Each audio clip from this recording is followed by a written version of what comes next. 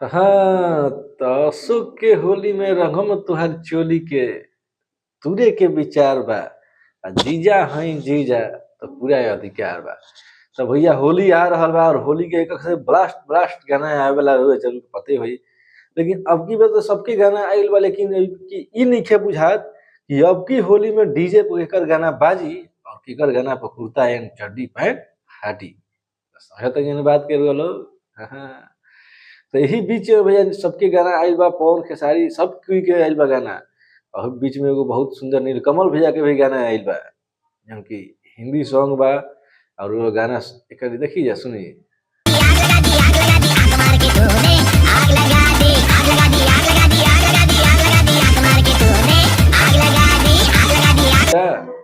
और वीडियो एक बार और गाना के सुनी जा, ठीक कहनी जा, बहुत अच्छा सुन के बताई जा कमेंट में गाना लोग कैसन लागल आ कैसन बा।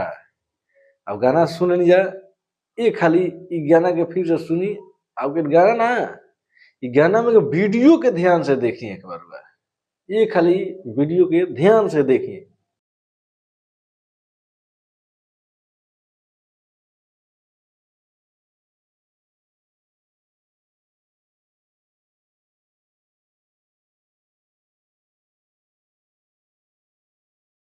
देख लेनी वीडियो नु, तो का लागत वीडियो में, का क्वालिटी बा।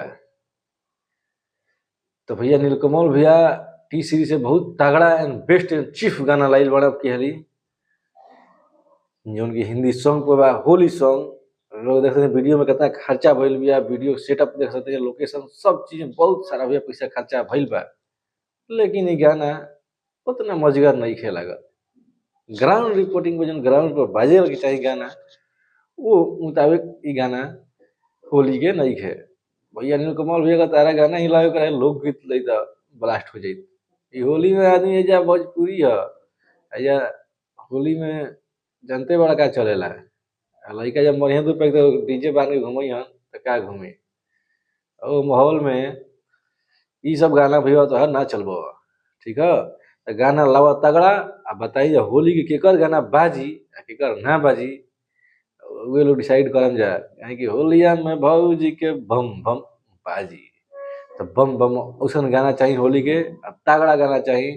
अभी फिलहाल देखी गाना केकर बजाता, गाना बाजी पवन सिंह के कि खेसारी के, रितेश पांडे, प्रमोद, नीलकमल, जेकर बाजे लोग कमेंट करके बताई जा कि करूँगा फैन बनी के करना। और कमेंट में कौन गाना बाजी कौन ना बाजी। सीढ़ी में भैया पवन सिंह के भी गाना धुन आइल बिया।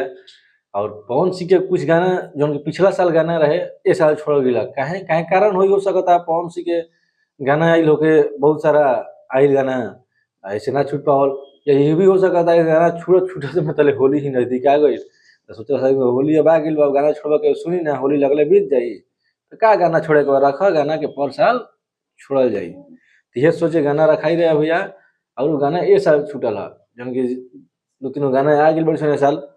ये साल गाना में से कौन गाना रुआ लोग अच्छा लगा था, ये हो लोग कमेंट करके बताई जाए गाना कौन अच्छा लगा था। हाँ, और हमारा तरीके से ये गाना पवन भैया के अच्छा खासा रिस्पॉन्स जाता सुनाता कहीं कहीं, तो रुआ लोग बताइए कमेंट में कि कौन गाना सुनाता कौन ना। और रहल खेसारी भैया का बात, खेसारी भैया तो बताई दिला बड़ा कि अब भत्तार घरे चौदह के होली बा, तो होली 14 तारीख के बा, खेसारी भैया बता दिला सबको के। और खेसारी भैया के तरह होली मनाओ तरह इहो लोग उनकर लाइव में देख सकते हैं जा, काहे तो लाइव हइबे करल भैया। होली के एक दिन बाद हम भी वीडियो लोग बता देम कि होली का, तो होली में हुरदंग जारी रहे के चाहिए, और सही हुरदंग होके चाहिए जौन गाँव के होली होला। कुर्ता पैंट सब फाट जाए के चाहिए, लेकिन होली ना छूटे के चाहिए। तो होली में गर्दा कैले रही जा।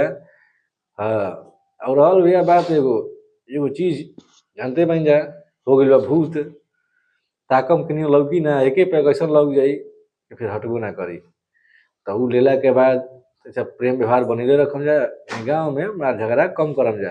ये सब मायने नहीं रखल, प्रेम से मारी एंजॉय करी और होली मनाई।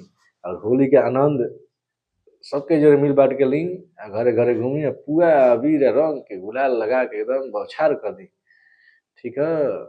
एकदम होली हुरदंग में चाहिए, एंजॉय करी एंजॉय। जीवन का आनंद हर पल लेते रहिए। एंजॉय।